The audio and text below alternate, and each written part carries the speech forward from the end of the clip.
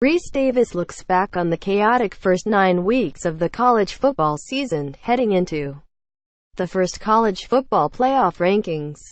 3:12. Grapevine, Texas. Members of the College Football Playoff Selection Committee arrived at the Gaylord Texan Resort early Monday morning, each of them making the most of the limited personal time they had before convening to determine their first top 25 ranking of the season. Ohio State Athletic Director Gene Smith had already logged 5 miles, and Oregon Athletic Director Rob Mullins got his workout in 2. Former Virginia Tech coach Frank Beamer went to read the morning paper, and former Vanderbilt coach Bobby Johnson was preparing for the group's administrative meeting. After gathering as a group for lunch, it was time to turn their cell phones off and get to business. The 13-member committee would remain in Selection Central until 9 p.m. as they had their first deliberations. They meet again Tuesday morning before revealing their top 25 at 7 p.m. ET, ESPN and ESPN app. Here are 5 questions we are most interested in seeing the committee answer. 1. Who's no? 1. It might not be as easy as it sounds.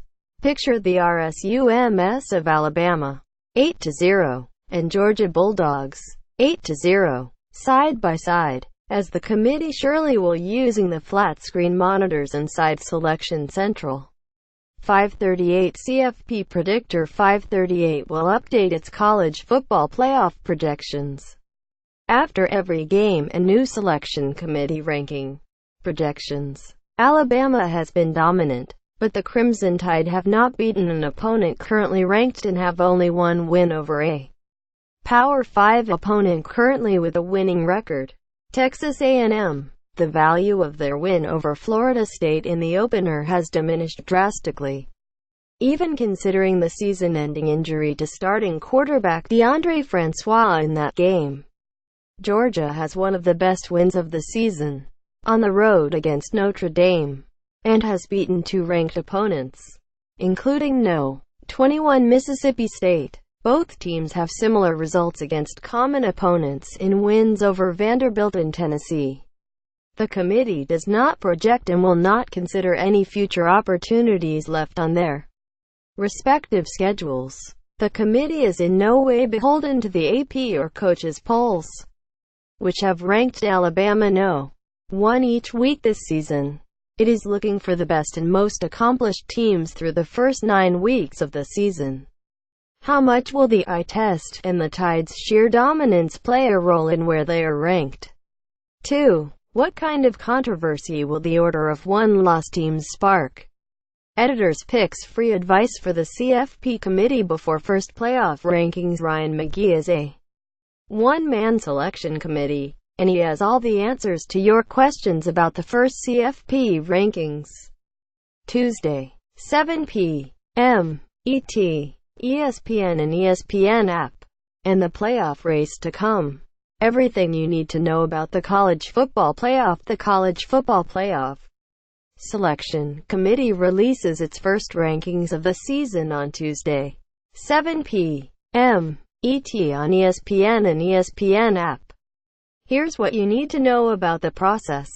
1. Related. If Ohio State is in the top 4 and ranked ahead of Oklahoma, it would reveal a lot about how the committee values head-to-head results and how highly it regards the Buckeyes. Ohio State lost 31-16 at home to Oklahoma in Week 2 but is coming off what could be the most impressive win of the season, at home against Penn State.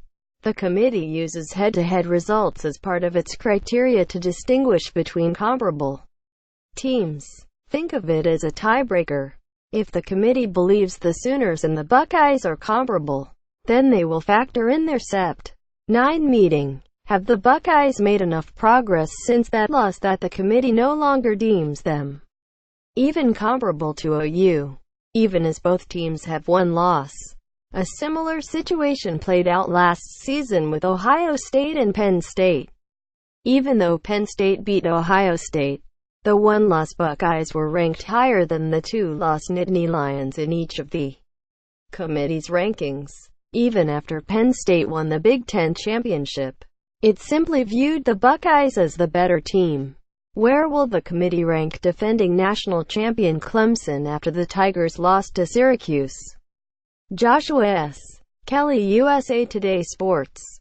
Other one-loss teams to watch are Clemson, which lost to Syracuse but has an otherwise impressive RSUM, and Notre Dame, whose only loss was to Georgia. If Clemson is in the top 4, it will show that the committee can forgive a bad loss, even before a conference title has been won to compensate for it. 3. How will the committee regard undefeated teams with weaker schedules?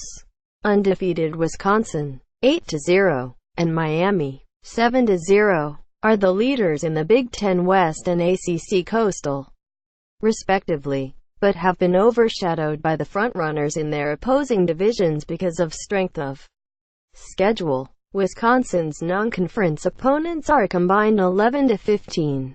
Of the Big Ten opponents they've played, only Northwestern, 5-3, has a winning record. There's currently not one ranked opponent on the Badgers' schedule all season. Miami's non-conference schedule, Bethune-Cookman and Toledo, doesn't compare to that of some one-loss teams.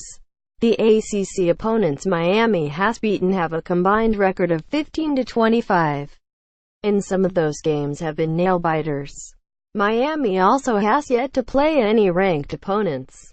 But unlike Wisconsin, there are still opportunities in the regular season to do so. Starting Saturday against No. 13 Virginia Tech, followed by No. 5 Notre Dame on November 11. The committee isn't looking ahead, though, so Miami will be judged only on what it has done to date. How far will these undefeated teams fall? Or will the committee reward them in spite of their weaker schedules? 4. If Notre Dame is in the top 4, which Power 5 conferences are out? The easy answer is the Pac-12 and the Big 12, simply because they are the only two Power 5 conferences that don't have any undefeated teams left. The Pac-12 has the most reason to be concerned. The South is guaranteed to have at least a two-loss winner. The North needs to hope Washington runs the table, because it's the only one-loss team remaining in the league. It's more complicated in the Big 12. What if the committee gives Oklahoma more credit than it is currently being given in the polls? TCU's a loss hurt the league.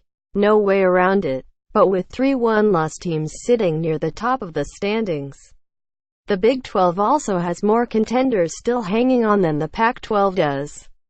The problem is they all still have to play each other. Starting with Oklahoma at Oklahoma State on Saturday. Pay attention to where the committee ranks Oklahoma and Washington. It will tell us a lot about who's really on the outside and how far they have to climb to get back in. 5. What really constitutes a good win? Quote, Selection Committee Chair Kirby Hocutt said he doesn't pay attention to the AP poll. What matters now is the committee's ranking, and how many wins contenders earned against teams ranked in the committee's top 25. So where does the committee rank USC and NC State? That's important to Notre Dame's RSUM. Where does it rank Virginia Tech and Auburn? That matters to Clemson. And how about surging Iowa State? That's important to the entire Big 12. While the bulk of the attention is always drawn to the top 4, it's often teams 12 to 25 that are the most difficult to rank and can have the biggest impact on the contender's overall strength of schedule.